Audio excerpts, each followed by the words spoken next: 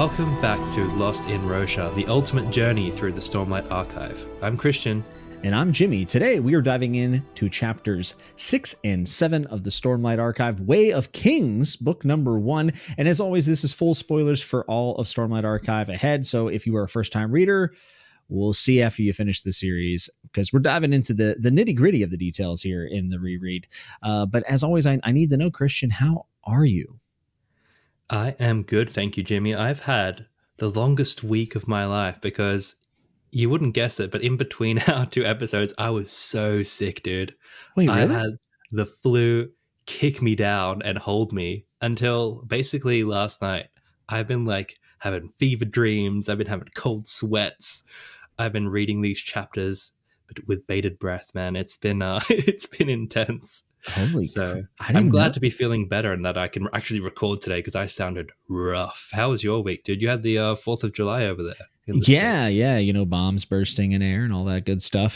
First off, I'm glad you're feeling better. I had no idea you were sick. It sounds like you were almost on the verge of some death rattles there. So I'm glad that you made it through. Oh, I should have just pushed myself a bit further and see if I can get the ending out. Yeah, how bad do you want it? You know what I mean? Yeah. Like, how dedicated are you to this podcast? I need you to stare down the abyss. Yeah, man, I'm good. The problem with the 4th of July is 2 things. One is it was in the middle of the week. So I thought today was Tuesday. I go to jiu-jitsu class. We have no gi and then gi. You know, there are 2 different forms of jiu-jitsu. I showed up in the wrong outfit. So I look like a doofus. Usually you'd feel stupid wearing the gi, which is essentially a kimono, right? Yeah. But when everyone's wearing a kimono and you're not, you actually look like the fool. And I was like, wow, I feel like Shallan checking out everyone's fashion and feeling out of place. That's how I felt. I mean, my question is, Jimmy, did you have your safe hand covered? That's the real thing. Do you really need to even ask? People can't even armbar me because it's covered up. If there's ever a shining example of safe hand usage, it's you, mate. You're always reminding the listeners, and I hope people are paying attention at home. Yeah, I mean, really, guys, keep your safe hand covered because I've had just about enough of this indecency that I'm seeing out here in the streets. Okay, especially here in America, we really need to tighten it up and cover that safe. People were like, "What is he talking about?" It's a very Stormlight specific podcast, and I heard you read Tress, dude.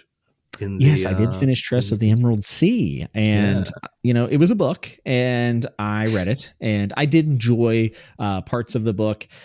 For me, we kind of talked about this before, some of Sanderson's non-Stormlight stuff, like it can be a big hit or miss for me. What I will say is that Tress continues this trend of me wanting to know more about the Cosmere, because I am still pretty newish to the Cosmere, reading Mistborn, Warbreaker, Emperor's Soul, Stormlight Archive, but there's still a ton of stuff, Era 2, I got to get into White Sand, yada, yada, yada. Right. So the fact that Tress had a bunch of Cosmere connections was awesome. And that is what carried me through that book and makes me happy that I did read it, because I'm going to be looking for things when I jump back into Mistborn, when I jump into Stormlight Archive and this reread, when I read Elantris again. So overall, I'm glad I read it, and I'm very excited for Secret Project number 3, which just came out, which I hear has all kinds of implications on the Cosmere. And you're reading it right now. Yeah, I am. So like I said last week, I was reading the Emperor's Soul, and then I got caught up in the hype. You get the email, you're a backer, your download is ready. And it's just like, ooh, a fresh book. I'm very rarely like in that moment where everyone's reading it. But maybe because I'm a close reader, I'm going to frame it that way. Not because I'm slow, but I feel like everyone's finished it and now I'm behind. But it's really good. It's very reminiscent of Your Name, a very famous anime movie, the highest grossing anime film of all time. It overtook Spirited Away whenever it came out. Sanderson lists it as an inspiration, so it's cool to see the similarities and differences. It's like a Cosmere take on that movie, basically. And again, the implications are pretty interesting. And the capital letters are showing up, and lots of references to things which I shall not spoil for people because, we've got to be careful here on Lost in Rosha. It is a Stormlight podcast, and we have to be selective of how we talk about the Cosmere. But it's cool watching this giant world be built up And it's a giant puzzle that we're all trying to put together. And when does this happen in the timeline? Is this before Stormlight, after Stormlight? Which era of Mistborn is this taking place in? So it's fun to see this all kind of fall at our feet. And I feel like we're going to do a lot of road trips before book 5. Yeah, we were kind of talking about it beforehand, before we started recording, and we're talking about how we really do need to start planning out some of these road trips. For those who don't remember what we're talking about, we kind of talked about reading the Cosmere tie-in novels that, you know, enhance the experience whenever you're going through Stormlight. And we got a lot more road trips than we realized, I think, and ones that we probably need to make happen sooner rather than later. So we're going to have to work that out. We were thinking about maybe we need to reread Mistborn before Stormlight 5, Era 1 even. So, yeah, I think that's going to be a necessity. Yeah. And I was also dabbling with the idea of a quick road trip to Warbreaker, to the planet of Nauthis, before we go into Words of Radiance, which I didn't do in my original reading order because I was just too keen. But in hindsight, there are some very cool things that if you had read Warbreaker before Words of Radiance, there's like... It's back when the Cosmere nods were a bit lighter and a bit more winky and a bit cheekier, whereas now it's like, oh man, it's all coming together. But speaking of road trips, the weekly Lost in Roshar poll that I posted this week was about the road trip. And man, 2,000 votes, from the eyebrows at 1.3K to the road trip to 2K. The success of the podcast is just shining through. No, this is so fun. I love seeing how fired up people get, and 60 comments as well. That's so cool. So my question was Rosharian road trip travel companion round 1, because I can only add 4 options when you add pictures. So I figured we're gonna have a few rounds to this thing. I thought let's start with the big dogs. Who are you taking with you? Kaladin, Shallan, Lift, or Adolin? Who did you vote for, Jimmy? Who would you want with you on your Rosharian road trip? Well, you know, I see some people chat about these polls over in my Discord, and people are like, "Who would pick Shallan?" And I just didn't say anything because, dude, I picked Shallan. Me too. I picked her as well. Yeah. What was your reasoning? Well, she has red hair. She can draw. I mean, you know, if I'm going to be spending hours and hours, you know, I wouldn't mind it being with someone who could remember all the memories by sketching in their sketchbook and capture me while I got one hand on the wheel and I'm drinking a Diet Mountain Dew. I mean, that just sounds like everything I would want. Also, I would be the funniest person in the car because Shallan's not funny. So like that would be great, right? Shots fired, Jimmy. Shots fired. Watch out. I mean, if you want a silent ride, you could do Kaladin because he's just going to be moping in the passenger seat the entire time. Just Kaladin grunted. I should have got an Uber. I knew it. But look, someone asked, like, do I get the Spren? Do I get Syl if I get Kaladin? And then I thought about it. I suppose all the Radiants come with their Spren. But if you want to think of a pure value standpoint, let's talk about Shallan for a minute. You get 3 people and you get a Spren. Like, it is a packed trip. So you can take that a few ways, right? Do you want to be with... I suppose they're not all there at the same time.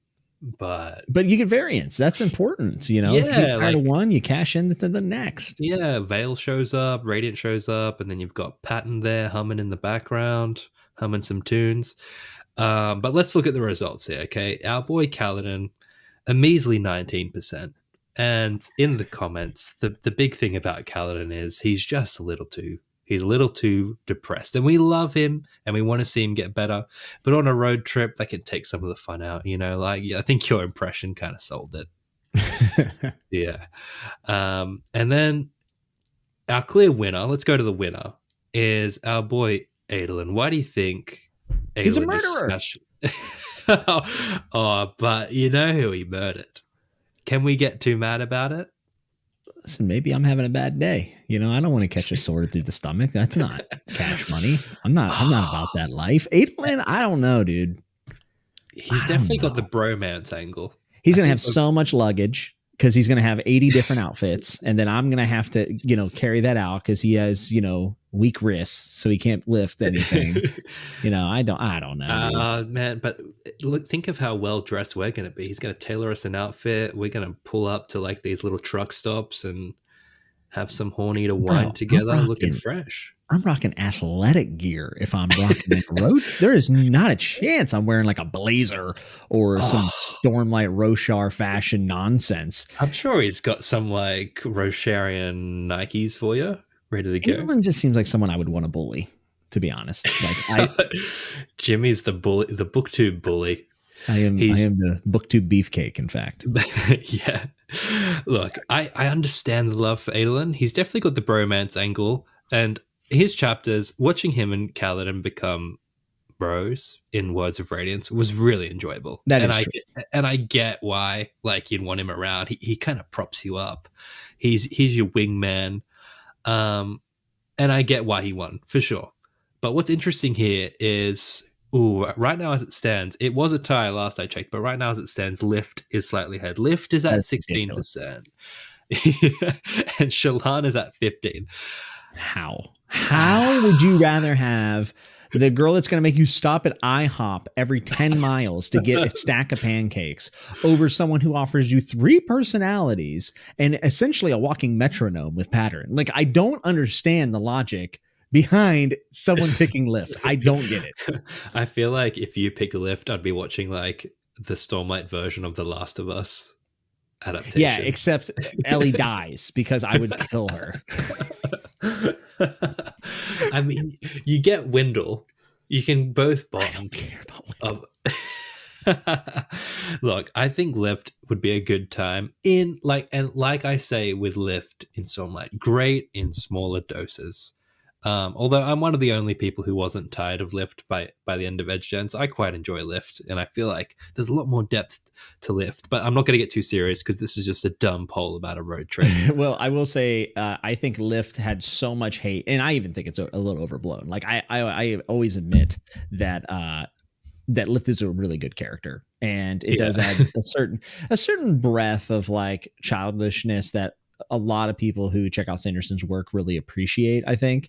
And it kind of keeps the vibe, flowing and a little bit of variety. So like, I don't actually have a problem with Lift, but like, yeah, she's my least favorite Cosmere character, like comfortably. However, I also think Sanderson could make me love her by the end of it. So I'm open to having my mind changed, but she's not hopping in the Civic. Okay. She's not coming with me on the road trip. There's no way. Well, the thing is, right. People assumed that this was like a car road trip thing, which I guess is synonymous with the term road trip in this day and age. Yes, I definitely thought it was definitely in a car.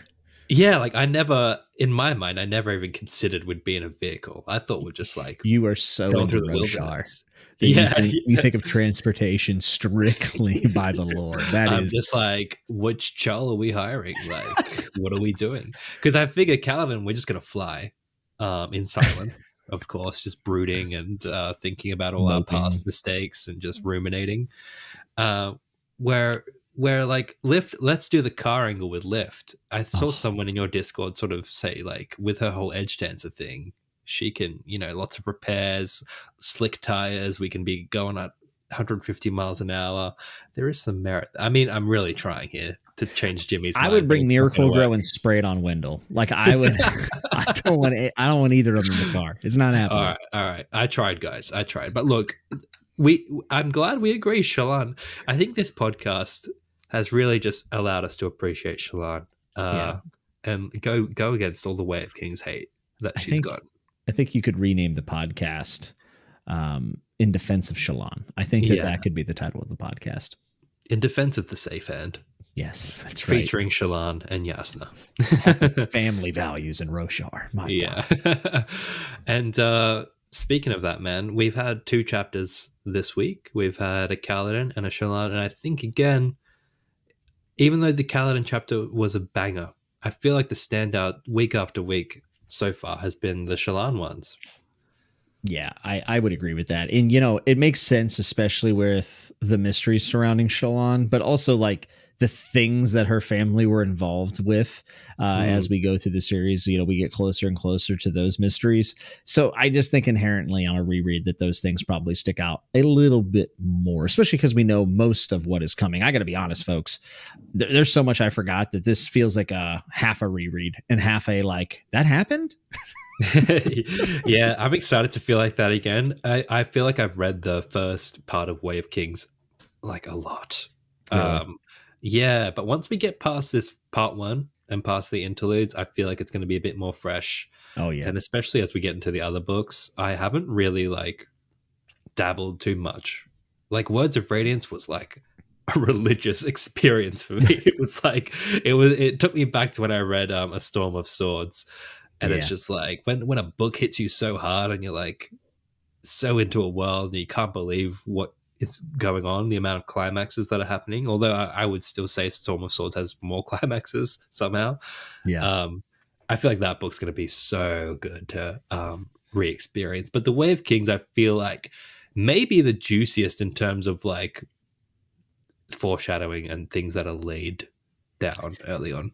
Yeah, I think there were certain building blocks that Brandon knew he wanted in, and I call him Brandon because we're best friends, that he wanted in the series, and they had to be placed here. Like they had to be placed all the way at the beginning because with the way he operates, there's something in this first book that is going to tie into like the last paragraph or the last lines of book 10. Mm-hmm. Like it's going to happen. Oh, yeah. I would say.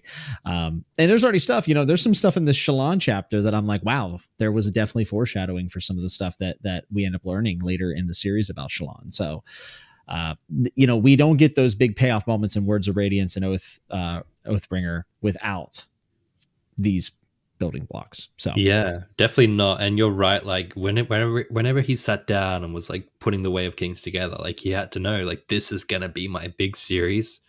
Mm-hmm. And if I want it to be this massive game-changing fantasy, like the first book has to be like the way you construct this book is so important. Yeah. Because people will be going back to this for decades. Yes, it is the one that will be read the most likely by people. So no surprise that there's a lot of good Easter eggs in here. I guess we'll jump into chapter 6, which is titled Bridge 4, which is featuring Sad Boy Kaladin. And we have a very interesting death rattle that I'll read here. I'm cold, Mother. I'm cold, Mother. Why can I still hear the rain? Will it stop? Collected on Bevish's 1172, 32 seconds pre-death. Subject was a light-eyed female child, approximately 6 years old. Cast this man in the adaptation. Honestly, the casting agents are lining up. My emails are just blowing up at this moment. I mean, I got the demo tape ready to roll. Let's go. I love this. Every week, you just up it. These death rattles, just getting more invested.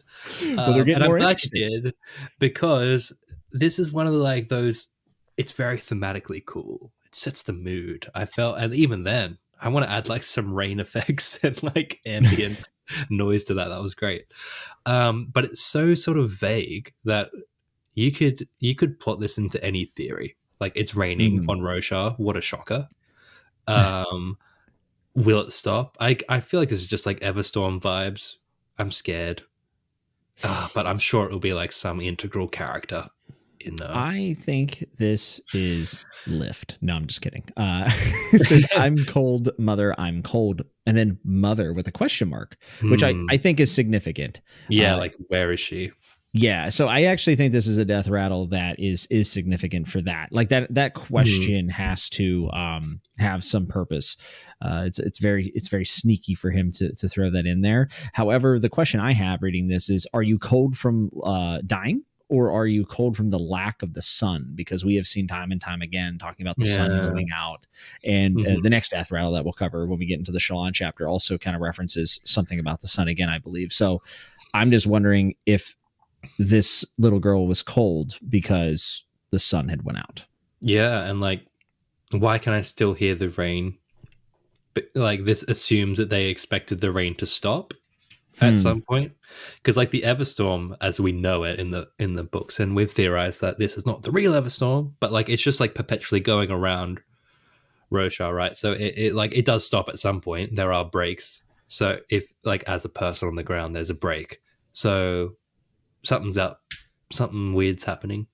There's something strange, kind of vague. Yeah, it really is. And I just, maybe Mother has significance with a capital M. And maybe we already should know this and I'm just forgetting, but there's so many capital letter. To burst your bubble, it's after a full stop. So that's probably why, isn't it? Each time, yeah, it is. Yeah, good old grammar. At least, I see. at least that's consistent. But I don't know about you, but in my copy, I found some like typos and weird little things here and there.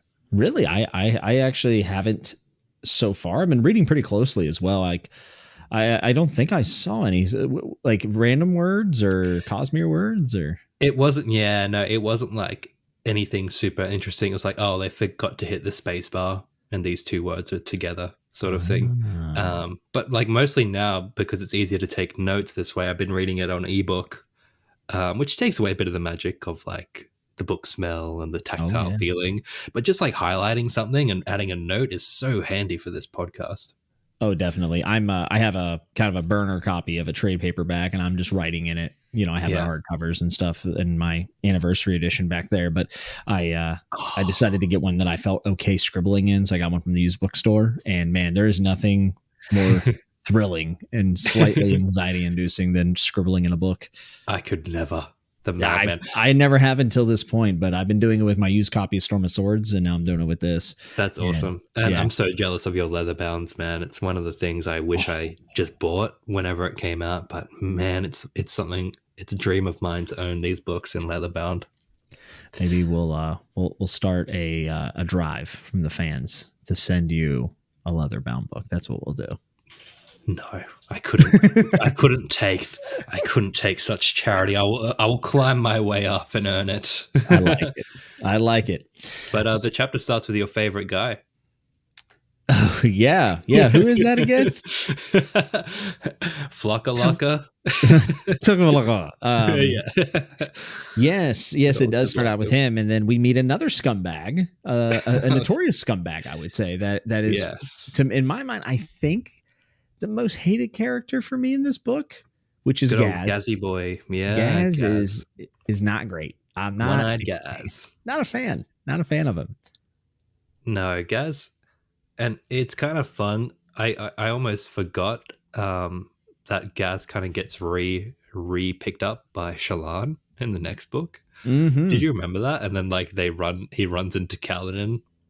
All I in his Colin uniform. Yeah, I remembered this as I was reading today. I was like, Gaz, and I was like, oh yeah, he comes back. Yeah, and you know he's not very nice. And I thought it was really interesting. Kaladin has a point where he's kind of thinking about Gaz, and you know he does acknowledge that Gaz is kind of doing what he's supposed to be doing, and that's why he was always kind of forgiving of like sergeants and whatnot.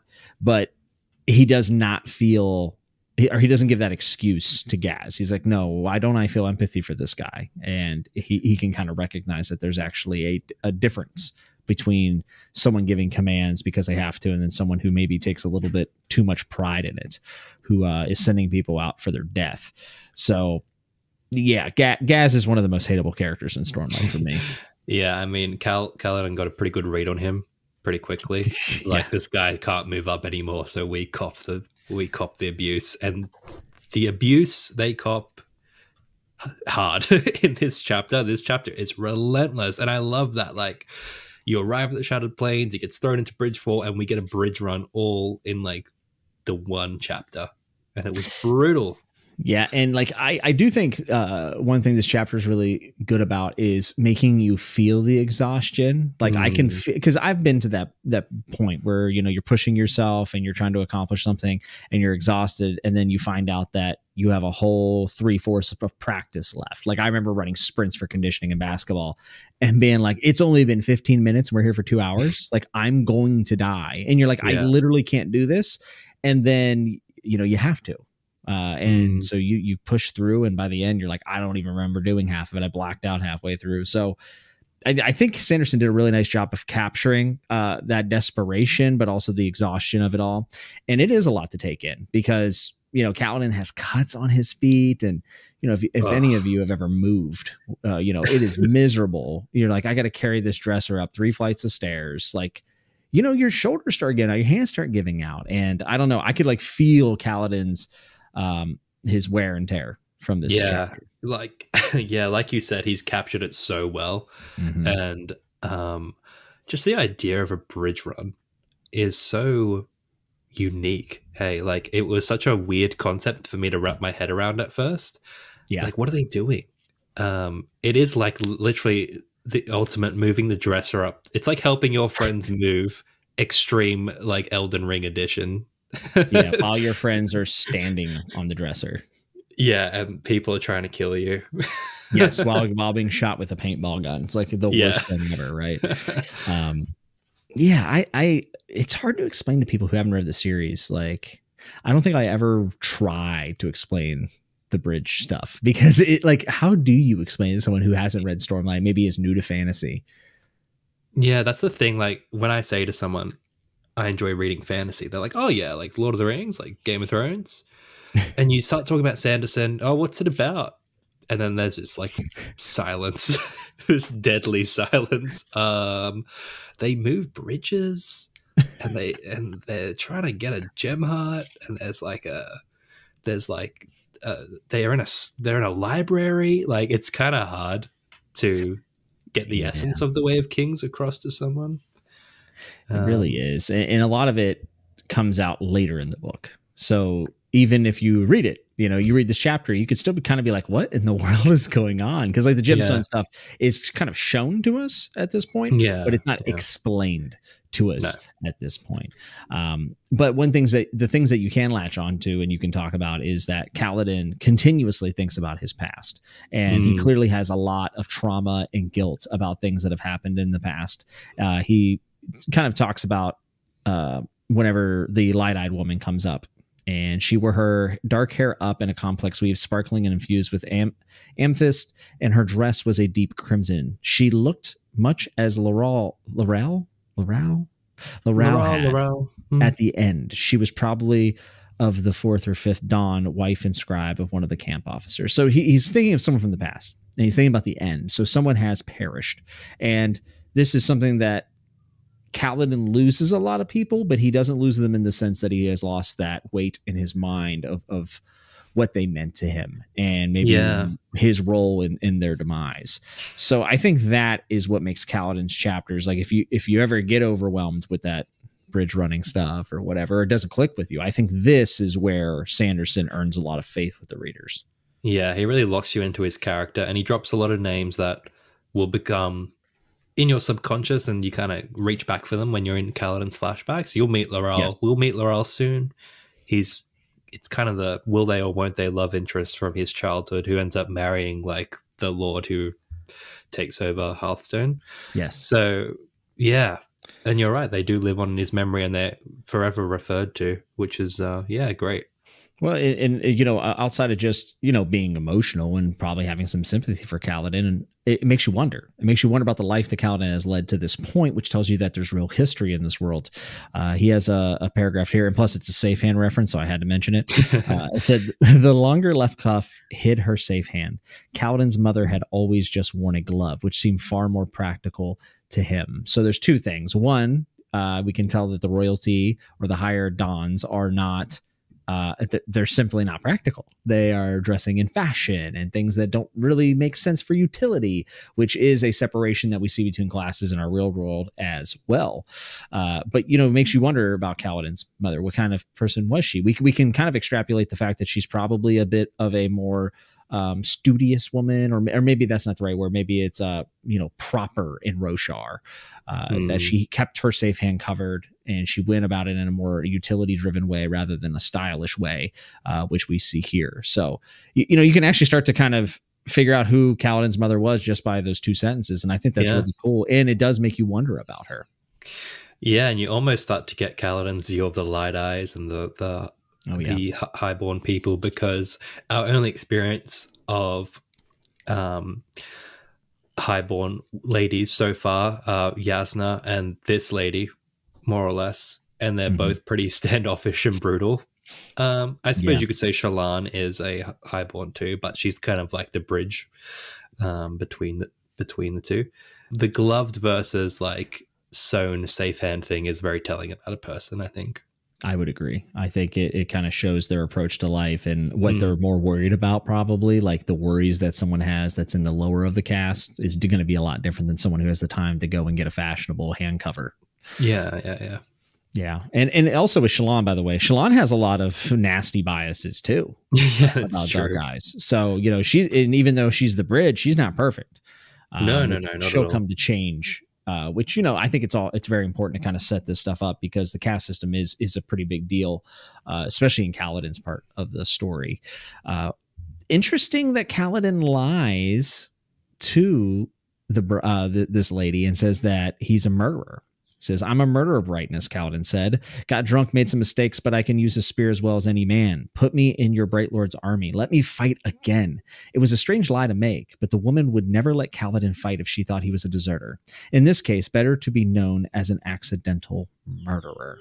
I thought this was interesting. Yeah, it's like a half lie. Mm-hmm. I guess, like, if you're a soldier, you are a murderer at that point. But I mean, yeah, he's just trying to hedge his bets and get in there. It's his only hope he has. Like in earlier in this chapter and earlier in other chapters, he's just thinking like, okay, the only thing that I can do now is really fight for a noble cause. Mm-hmm. The Vengeance Pact will avenge the king, and that'll be enough for me. Like it's kind of the only option he can see for himself. Yeah. But that gets that gets smashed to pieces very quickly. Yes, it does, by our boy Tvlakv. Tvlakv says he has to tell the truth because, quote, my conscience would not allow it. It's funny because it's not funny. It's ridiculous and ironic because he's in the slave trade. But, he would never want to lie to your Brightness, which just kind of shows, maybe a little bit of a reflection, because I could say that, Kaladin did murder this nobleman, right? And in some ways, he doesn't see it as murder, probably because the person is of higher rank. And then we have Tvlakv also not thinking that this is a bad thing because of the caste system. You know what I mean? So it's kind of like a flip-flop within a few paragraphs. The Kaladin thing I might be reaching for a little bit, but certainly shows the attitude towards the Dark Eyes, especially the slaves in the series. And I mean, he's got a giant shash glyph on his forehead saying he's dangerous. Like, no matter how much he tries to talk his way out of it, I mean, having a giant burn, I don't know if it's a tattoo or it's like it's like a brand on your face. There's not because it's bleeding at one point, I think. That's right. Yeah. So it's like, what can you do about it?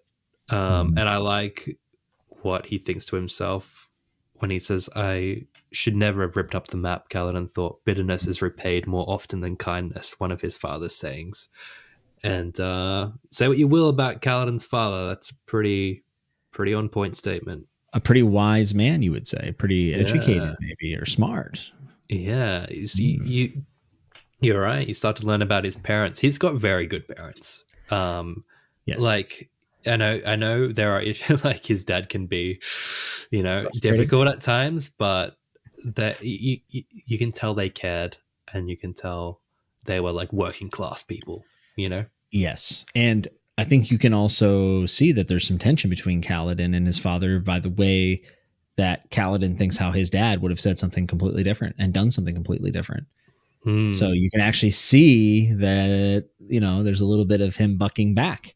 He's clearly not exactly like his dad, or he would have remembered that from the get-go. So little subtle building of relationships that we haven't even got to see on page yet, which is really cool. One of the paragraphs I wanted to highlight, it's really illustrating what we've already talked about with the exhaustion. It says Kaladin tried to respond, but he was already gasping for breath. He thought himself in better shape than this, but he had spent 8 months being fed slop, being beaten, and waiting out high storms in leaking cellars, muddy barns, or cages. He was hardly the same man anymore. And I love this so much because there's so many times where someone's been taken captive and they're not being fed and they've been tortured. And then they get busted out, they throw a sword in their hand and they start slaying guards or whatever it is, and that's not how the world works. You got to maintain these things and your physical shape. And it's a skill that you have to keep sharp, right? You don't ever want your sword or your proverbial sword to get dull. And I think that this paragraph is awesome. And it shows that things are not going to be given for free in the series, which we see repeatedly with Kaladin, not just with his physical limitations here, but with his mental struggles as well as the series goes on. Yeah, there is what Sanderson Kang be criticized sometimes in other books where it feels like death is not permanent or not, he's a bit loose with it. I feel like the stakes are set very high here, and we lose a lot of people on this bridge run, and it's very violent, and he doesn't hold back at all. And it's not like Kaladin has got main character syndrome where he's just surviving. There is a reason he got through this. I think it is the first. I mean, at least in my mind, those arrows didn't hit him out of luck, right? There's some subtle Stormlight things going on there. Mm-hmm. So I, at least when I first read this for the first time, I never thought like, oh, Kaladin's safe because he's got the main character energy. I was really like, whoa, something like maybe not death, but maybe he could get a fatal injury or something. Yeah, and we're riding on the heels of seeing Sen die. After being introduced and getting a backstory and hear about his sister run away with the baker's boy or whatever. I mean, like, Sanderson sets the stakes pretty high at the get-go and said this is a pretty serious situation that Kaladin finds himself in. So, yeah, so this bridge run and the fact that he got, and we also get sort of like the myth, the beginnings of the myth behind Bridge 4, like it's the worst one. It's the one that you don't want to be in. And we get the whole mechanics of the bridge run, how they've got rows, and Kaladin later on gets that false sense of hope, like, oh, they've put me at the front now. I can see this is so much better as they're running towards the Parshendi archers. But what I did highlight here, what I was looking at, was our first sort of look at Mr. Sadeas, who will die not soon enough. But Mr. Sadeas, on his beautiful shard plate, at the center rode a man in majestic burnished red shard plate. It was distinct from the other one Kaladin had seen. Each suit was said to be an individual work of art, but it had the same feel, ornate, interlocking, topped by a beautiful helm with an open visor. What do you think? What do you think of Shardplate? Well, I think it's amazing, and I can't believe I just like totally missed that line. It's a little bit of foreshadowing. I would call that foreshadowing, wouldn't you? Yeah, I would call that foreshadowing, my friend. And alien. That's a word. That's a word that we should keep italics. Out for. Yeah, yeah, and I mean, Shardplate is just insane, and just. The more we learn about it and the more Sanderson fleshes out this world, I feel like it's going to be extremely... One day I feel like this is going to click almost like Shardplate does into place. And the timeline and the way everything works will make perfect sense. I feel like we're on the cusp of getting it all. Mm-hmm. But yeah, bloody Sadeas. I'm glad he's red, and then we can spot him from a distance, so I can just I can't stand him. Just the way I just can't wait to read his death again. It just feels so good. But I liked again, sorry, a bit above this line where it says just when Syl was kind of bothering Gaz or like going around his face, and Kaladin got jealous. Yeah, he got jealous, which is, it's cute. It's kind of showing this attachment, this reluctant attachment he's got from Syl, and they have a few little banter moments. Like she imitates Gaz earlier, and then Kaladin laughs, and he gets in trouble. It's very cheeky, and it's kind of you see what's building up his hope over time, and it's this relationship. Yeah, and for the reader, it's a little bit of a break from seeing slaves tormented essentially and doing kind of breaks it up. It does. To your point about Shardplate, by the way, like Shardplate and Shard Blades are like my favorite thing in the series, maybe as far as like the high fantasy elements. I think that is my favorite stuff. Oh, it's so like, I mean, I've never really played Final Fantasy, but the Shard Blades are very Final Fantasy-esque. Am I right? Certainly. And a big anime sword as well. Yeah. Same vibes. I love it. Yeah, they're just massive. And I feel like whenever it does get adapted, I know I always talk about it, that'll set it apart because it will just be so extra. It better be. It better be, right? Because every fantasy now is kind of going for that gritty Game of Thrones realism, whereas this is going to be like out there stuff. For me, I like the over-the-top fantasy stuff whenever it's creative, and especially whenever it's done maybe even in a way that pays ode to like past things. Like Nightblood would be a really good example of this. Nightblood is definitely reminiscent of some older fantasy swords, and I'm thinking like Stormbringer from Elric. So I like that. I like when someone takes something maybe that was even part of the lineage of the genre and then kind of reinvent it. And I like when people go for it. And Shardblade and Shard Plate are two things that Sanderson really went for early, and I think they were hits. Yeah, and it's so cool whenever we get to the Dalinar chapters of like, oh yeah, seeing what it's like inside of it, and you can just jump so high and you can see through it. It's do you do first person if you do the adaptation? Oh, that's how I picture it. It kind of feels like you're in Master Chief's armor or something. Yeah, dude. Definitely. I definitely think of Master Chief a little bit, dude. Yeah, that's when I first read it. I'm like, this is Halo, and they've got energy swords. Like that's what I thought. Like 100%. God, you're right. Yeah. Oh my God. And I know Sando's a Halo fan, as any cultured man would be. We pieced it together. Yeah. And going into this bridge run, man, these descriptions heavier as men died. I was just like, whoa, this is bleak. Bodies are a dropping. They are a dropping. Do you reckon somebody said that under the bridge? Bodies are a dropping. Sir, it's too high.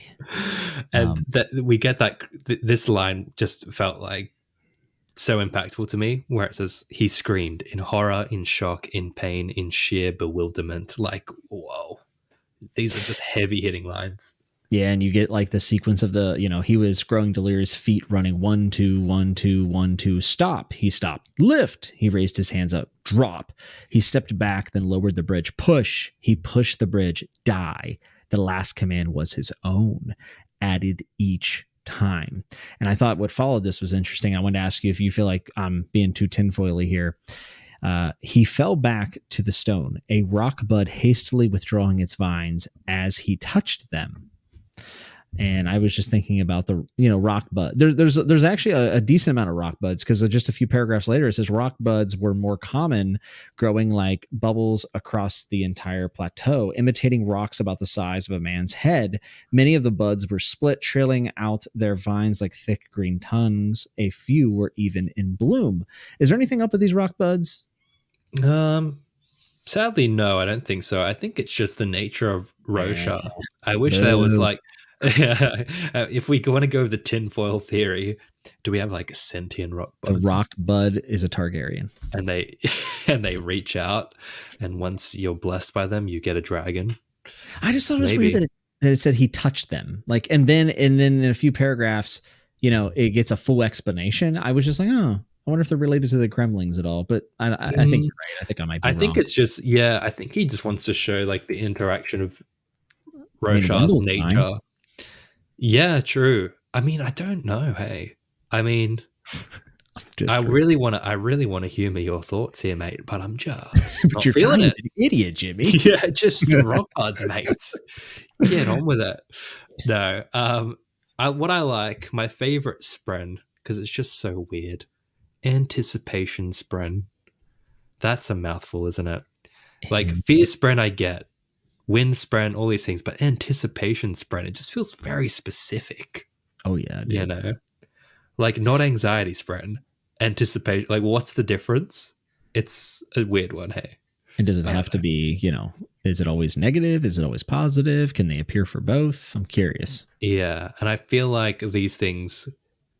I just feel like the spren are described as they are now, and will be recontextualized. Like most things in Stormlight, I can see him like like that's what the humans call them, but really they're this or something. Yeah, we got a lot of spren in these two chapters. I got a lot into the description, which again highlights the lack of them in the first chapter. Still not sure does. And I'm still wondering if the colors have anything to do with anything.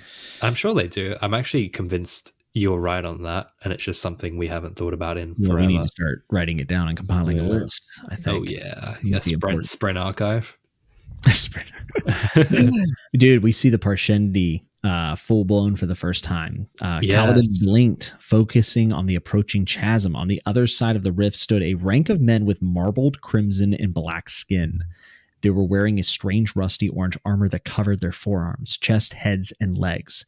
It took his numbed mind a moment to understand. The Parshendi. Ooh, such a cool introduction to them, hey. Yeah. And like you, like Kaladin, sorry, the reader's like, oh, these are not the Parshmen that we keep seeing. Because even earlier, Kaladin's like, why are their Parshmen helping us? Like, aren't they meant to be on their side? It just strikes me how clueless everyone is about the Parshmen. They've just totally accepted them as like furniture. Yeah. He's like, well, I guess there's been civil wars before. They're probably trying to help us. Like, dude, how can you be so clueless? Like, they're not trying to help you. They're slaves. Well, I don't think where he's from they had Parshmen, right? No, I don't think so. Hey, yeah. So yeah, he's probably just completely ignorant. I mean, Shallan seems like she has a lot more clue about them. Yeah, true. She talks about how I think she talked to a Parchman or something, and her dad got mad, or maybe it was when she drew a Dark Eyes or something like that. I can't remember. Even saying that feels bad. Yeah, I just don't like it. It just feels dirty. It does feel dirty. You know what doesn't make me feel dirty though? What's that? Syl giving us her name. Oh, what a good moment! What a great moment, eh? Finally, it kind of surprised me. Like, oh yeah, we don't even know her name yet. Yeah, and she didn't know she had a name. She's like, I guess I do have a name. It's like when you find a $5 and someone's like, do you have change? And you're like, I guess I do have a $5. Yeah, it's a great analogy. Yeah, Sylphrena. Yeah, Sylphrena. Well, I'll call her Syl from now on, so no one has to cringe at my pronunciations. But yeah, we get a little bit of a nickname, and it's pretty awesome because this is where Kaladin is waking up after essentially being unconscious. And yeah, she zaps him a bit to like wake him up, which is cool. And she's also surprised that she has a nickname, which I feel like it's not like it is cute and all this stuff, but I feel like this is like important to her backstory. Like these probably were already established, and she's gaining memories. Right. Like, oh yeah, I do have a nickname. Who gave me that? I'm sure we're gonna get a lot of Syl like in thousands of years ago, like what she was doing. I hope so. Yeah, but it is cool. Like it's kind of the moment where it locks in. This is Kaladin and Syl together now. They've got each other's names. She woke him up after this horrific experience. They're tied together forever at this point. Some people ship it. I don't know. I don't want all that. I don't know. I'm out on that. He's just shut me down, viewers. We need more platonic relationships. I agree with you. They should be like they're family in their own way. I think of them that way, and I don't want it. I don't want it to go romantic. I don't want it. But I don't want it. I don't want it, my queen. Then we get to the end of the chapter, and as soon as we hear Syl's name, we also realize that Gaz is upset about something. This is where Kaladin realized that he was supposed to die. I was at the front. Kaladin was the only one on the front row who had lived, and I think that this gives a little bit of reinforcement to your idea that there was some Stormlight, stuff going on here. Yeah, like he's using like the little lashings, or maybe Syl's helping with a bit of wind. Like there's obviously a little barrier around him. He eventually does this purposefully, where he wills the arrows to go to his shield or on the top of the bridge and all this stuff. So I think it's just unconsciously happening. Yes, for sure. And it's when you should start getting that like, ooh, question mark, why did he survive? What's going on? And I love how the chapter ends. I freaking loved it. Yes, thinking that it could never get any worse. Yeah. One final torment the world had reserved just for Kaladin, and it was called Bridge 4. Little does he know, this is going to be the thing that saves him. You know? I mean, when you're thinking about, like, because it's a sports team movie. In fantasy bridge form, I guess. And this is the coach being demoted for his DUI or something, and he gets put on, like, the C team. And he's like, oh, and like, people are showing up with their shoes tied wrong, and they're tripping over the basketball's flat. They don't even have a hoop set up. And he's like, how am I going to do this? And then, the coach takes him to the finals. This is literally. Have you heard Sanderson say that? Like I have heard that he said it was like an inspirational sports team story, which I think is great. I mean, what a way to take it and bend it and make it your own. Yeah, it truly is. Like, that's why I recommended this to my dad, because I just feel like my dad is perpetually watching inspirational NBA documentaries. And I'm just like, this is basically that with some flying stuff and some gems. But no, I love that. Who doesn't love the underdog sports team story? But like bloody edition. Yeah, if you have a pulse, I think that you can at least understand how people could get fired up about this. So yeah, people love an underdog. Remember the Titans, but remember Bridge 4. I think that's what we're looking at here. Now we get to the better chapter, which is the Shallan chapter, chapter 7. Yeah. Anything reasonable, and we certainly have a death rattle here. They are aflame. They burn.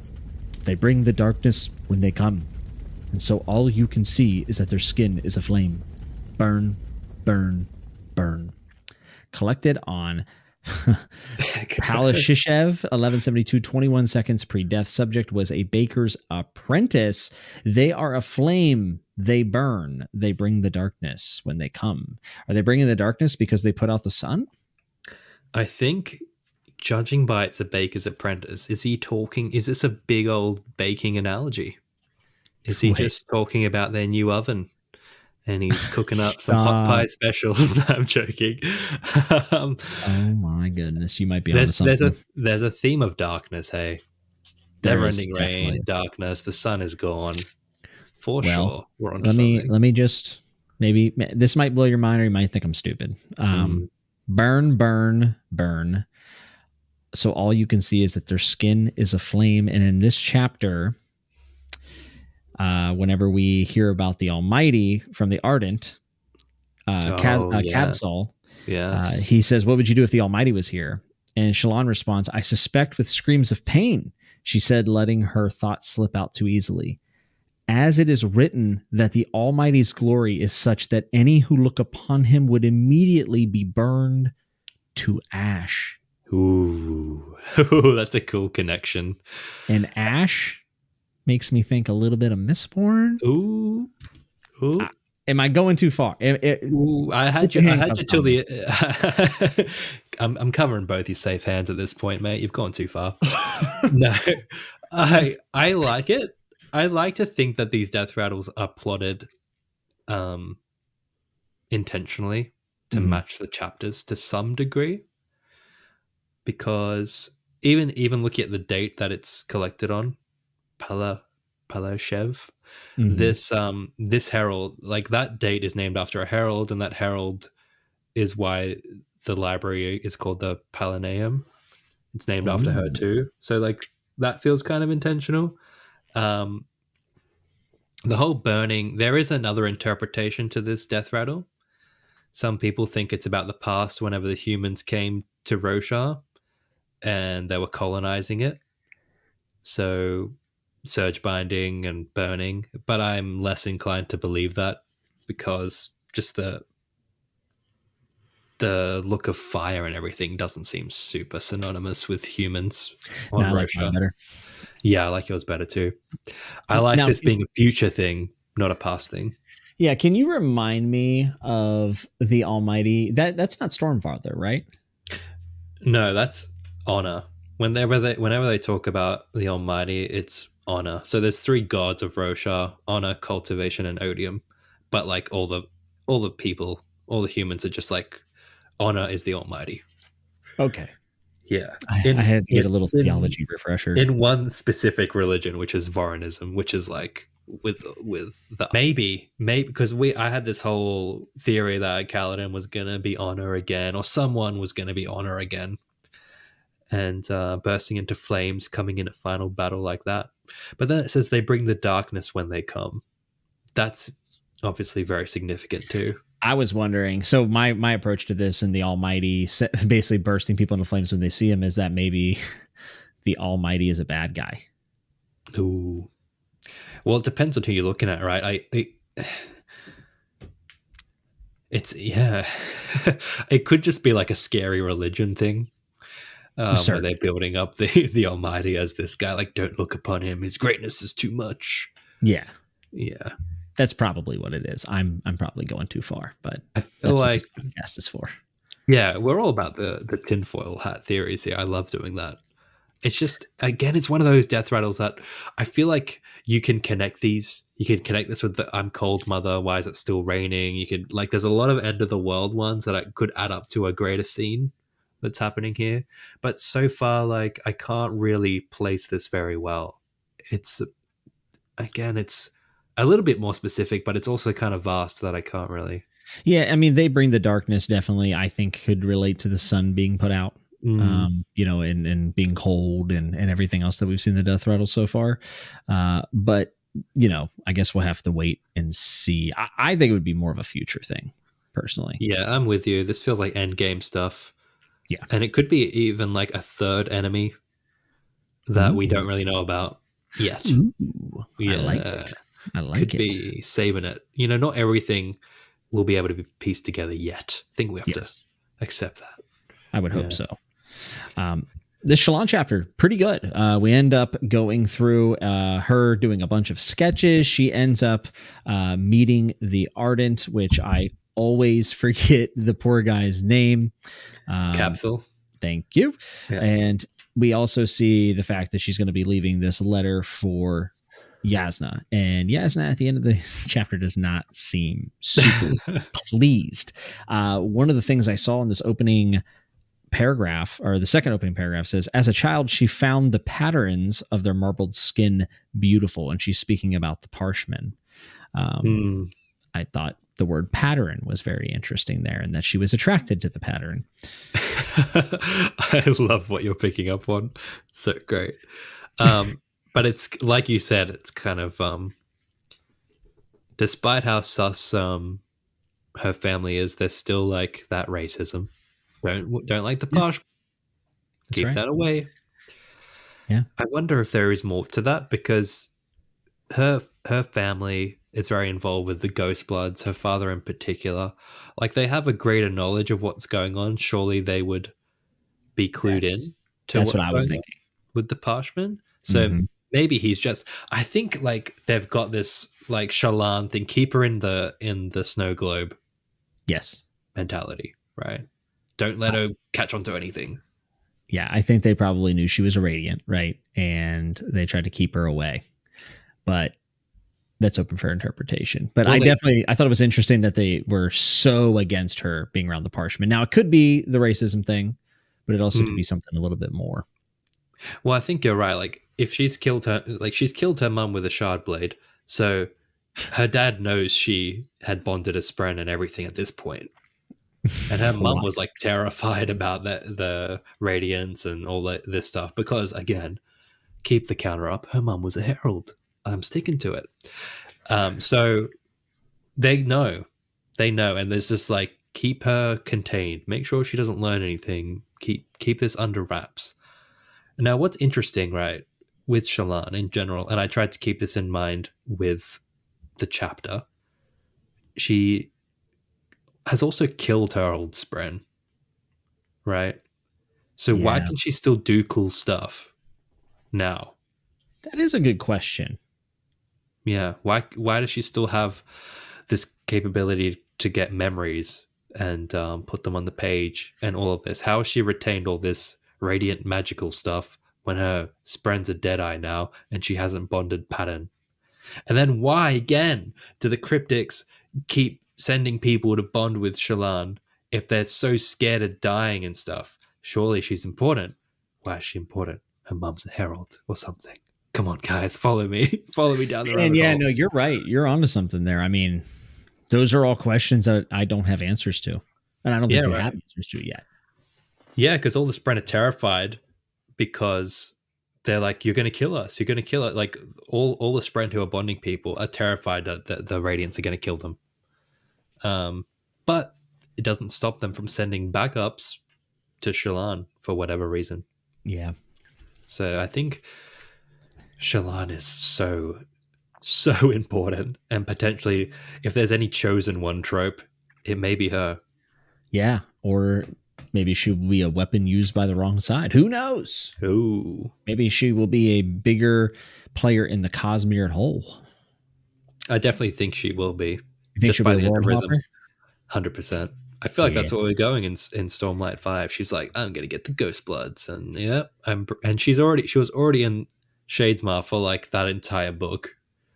And that's where you got to be to go to a new place. Yeah. So, Is there anything up with the advisor? One of her father's close confidants, advisor named Luesh, had been trained to use the device, and he could no longer make it function. Do we know anything about this? And if this is already known knowledge, and I should have known, I've just forgotten. That's fine too. No, it's okay. I looked him up. Good old Luesh, because I had the same thing of like, Luesh, who are you? Another member of the Ghost Bloods, and just confirming again that her father was getting funded by the Ghost Bloods, working with them, and that's it. That's it. So just to know that they were all involved with each other, it sets so much context here. And I had to remind myself that, you know, Kabsal, also a member of the Ghost Bloods, is actually not here for Shallan, which for some reason I went in thinking that, but he's actually here to get to Yasna, which is interesting. Like, he actually genuinely enjoys Shallan. It's not like a thing. See, I thought Kabsal was there for Shallan. See, I just, it's the weird thing where he like leaves before Yasna's back. You know what I mean? So I kind of felt like maybe he was there a little bit for Shallan, but he could be. I mean, you're probably right. Well, I know that he, like, potentially there is something there, but I know that like his mission is to kill Yasna. Like, that's what he's trying to do the whole book. He's trying to poison her the whole time. And, you know, he ends up trying to give Shallan the antidote to the poison down the track. So he's not out to kill Shallan. Maybe he knows who Shallan is, and because her family's with the Ghost Bloods, he's kind of, maybe they're trying to get Shallan to go back home. Yeah, or like join us, blah blah blah. And I'm assuming, like, and I started to think to myself, why is he trying to kill Yasna? Like, why? Because we know Gavilar was kind of in cahoots with all these crazy organizations. Because she's an agent of Hoid, maybe? Well, maybe. I don't think... maybe. The thing is that Yasna was maybe they tried to recruit Yasna, and she was just like, nope. And now that would they're make like, sense. We can't let her live. But they don't know who they're dealing with, man. They just do not know who they're messing with. Yasna's not letting that go down. I'm so... Oh, man, the Ghost Blood stuff's great. Yeah, and it's hard to talk about because you want to talk about all the Cosmere implications, but we can kind of talk about their general mission statement because it's all there in Stormlight. There's no spoilers there. It's more about who their head is. That is kind of like a thing we can't really delve into too much.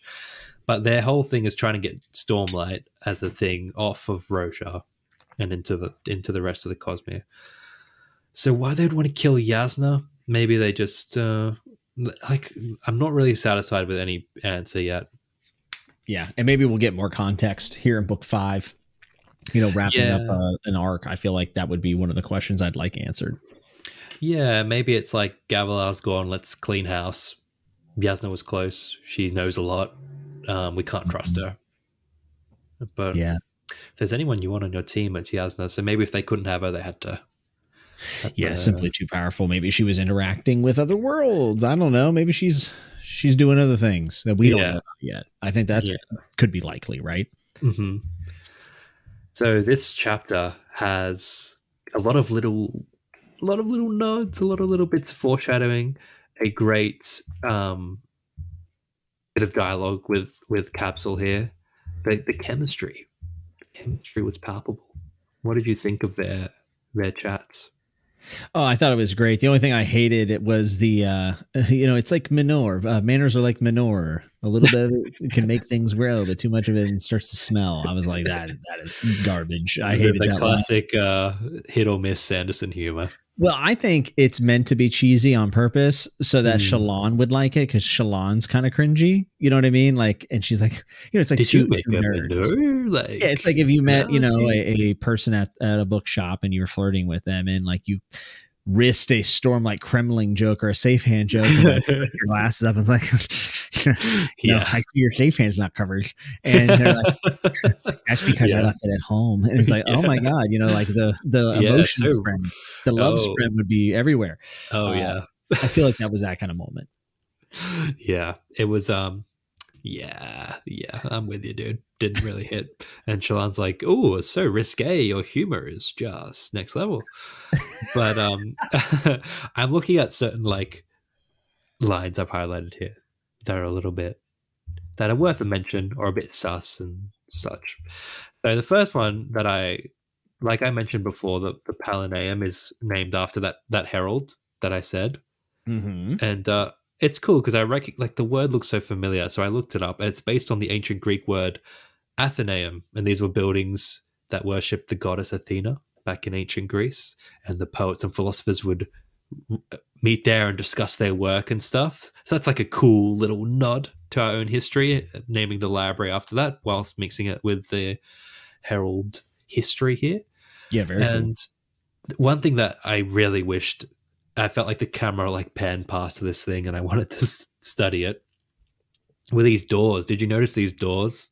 Yeah, I thought there were, because she said like she didn't have time to kind of study them now. And I circled it. I was like, significant or not? Yeah, like intricate geometric pattern with circles and lines and glyphs of some kind of chart, half on each door, but there was no time to study the details, unfortunately, and she passed them by. I was like, is this some sort of star chart of the Cosmere? Or I just imagining like the Cosmere map on the doors or something, because this is such an ancient place. It feels like it would be something like that. That would be super cool. Yeah. I feel like it would be weird that people would just walk by it, though, especially someone like Shallan. I mean, what do you think about the fact that the room that they're in is called Vale? The Veil? Like, because of Shallan's veil? Yeah. I mean, I started to wonder why it was called the Veil, too. Yeah. And just, like, the way it's been there forever. How, like, who built this? Where did it come from? Probably the early Parshendi culture. And the humans have kind of renovated it, because she says both were here when the city was formed. Some think these chambers might have been cut by the Dawn Singers, digging Taravangian's sick old death rattle hospital. I did not make that connection, dude. Yeah, it's so creepy. Kharbranth just has this creepy undertone where like there's cryptic brand, there's like a weird conspiracies. Yeah, just I feel like everyone's undercover and messing with people. It's the ancient aliens of Roshar. Yeah, also, I mean, I'll save it for the chapter when we get to it, but I believe we do see the herald that this place is named after in a chapter coming up. I'm pretty sure we spot her in here. Let's go. Yeah, I'm excited. Because I'm trying to spot every herald in the Way of Kings. I think they are all here. I'm pretty sure they're all here, and I think, yeah, we'll see her in a couple chapters. But it's an amazing place, 700,000 volumes, which is, it's like the Great Library of Alexandria, pretty much. For real. Yeah. It's like how much could be contained in 700,000 books. The weight of that much information dazzled her. She found herself hungering to look through those hidden shelves. She could spend months just reading their titles. Yeah. It's a place where us and our listeners would probably love to be. All the Cosmere secrets, all the Stormlight secrets. Did you maybe that's why Vale is the name of her alter ego, like, because it even says that she has to make sure she takes care of her family, but she could return perhaps. I wonder, like, I'm sure there is a moment where we get like her thought process of why she named that version of herself Vale, but for the life of me I can't remember. Yeah, when we get there, we'll probably be like, "Oh, it's this simple." Yeah, it's this thing. Did you catch the mention of her shard blade? Oh, whenever it talks about how she the memories attacked her. Yeah. So, only daughter, the last memory of Bright Lord Devar's beloved wife, it still felt odd to her as she had been the one to charge after the incident. After memories attacked her, Nan Ballot bruised, his coat torn, a long silvery sword in her hand, sharp enough to cut stones as if they were water. Ooh, it's all there. It's all there, guys. He just lays it in front of you. Crazy. And they talk about shard blades being able to do that like almost every chapter up till now. Yeah. So, I mean, I guess you don't know that this is her one. You just know that there's one involved. But, yes. But now we know that's her with the shard blade the whole time. And she summons it at the way. She summons one, doesn't she, at the end of Way of Kings or something? Ooh, I think that's in this book. Yeah. Yeah, but I could be wrong. My memory's failing me. I get a lot of Words of Radiance mixed up with the end of Way of Kings at times. Yeah, me too. I'm like, when does this all happen? Yes, when does this all connect? I believe we know what happens. That's good. Yeah, yeah, we do know that. The professionals running Lost in Roshar here. Guys, I had the flu all week. I'm not on my A game, let me tell you. Yeah, and I'm a meathead, so. This is what you subscribe for, people. That's right. Meathead and flu-ridden man.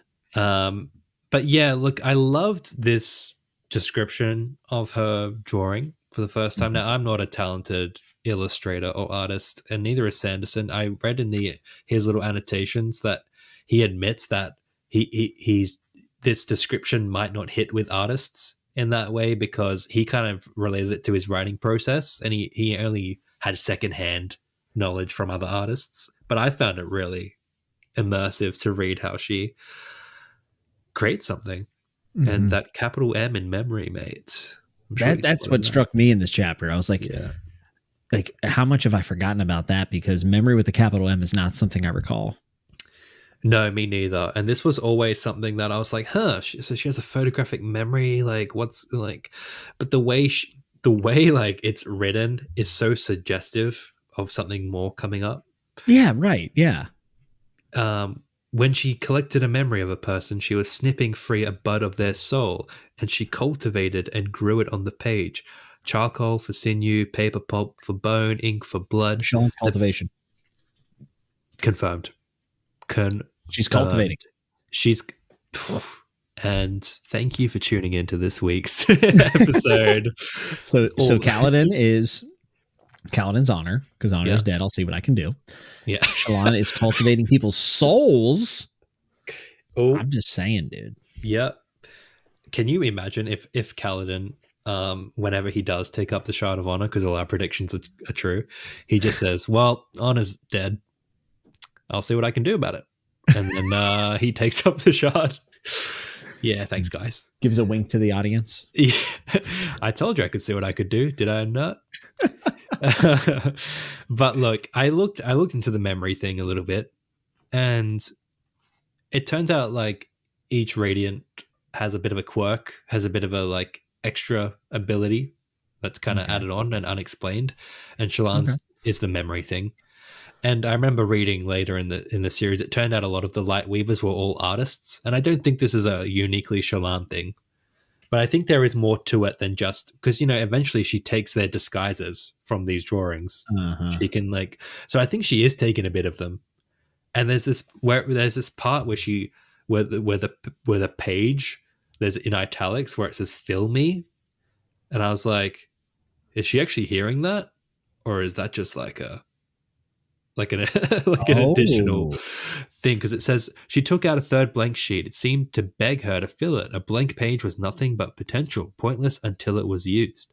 Like a fully infused sphere, cloistered inside a pouch, prevented from making its light useful. Fill me. The creation spren gathered around the page. They were still, as if curious, anticipatory. And I was like, what? Dude. Right? There's no way. There's absolutely no way, especially with the very long description we get of creation spren in this chapter. Oh, yeah. Yeah, you're onto something here.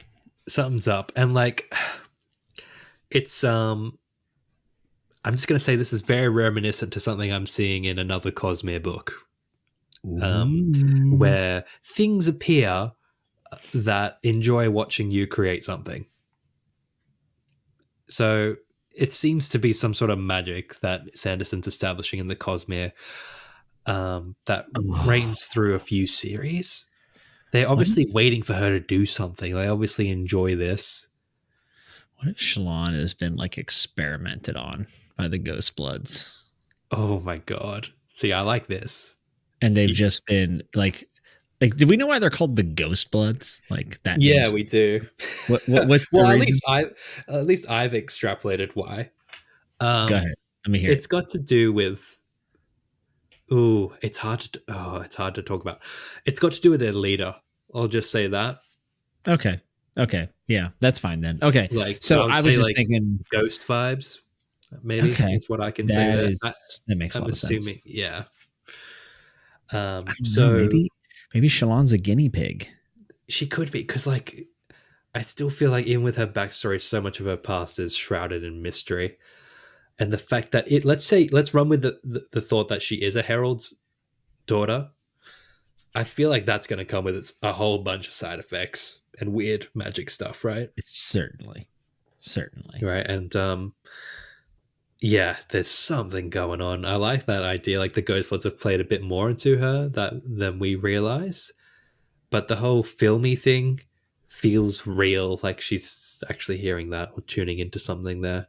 You know, this, I really do think that this is significant, and it gives me that little bit of a buzz. You know, it gets a little tickle in the soul that we're onto something, and it makes me feel like reading more of the Cosmere as a whole. Yeah. So this is awesome. Yeah. Patton's humming somewhere in the corner. I'm sure he's loving this too.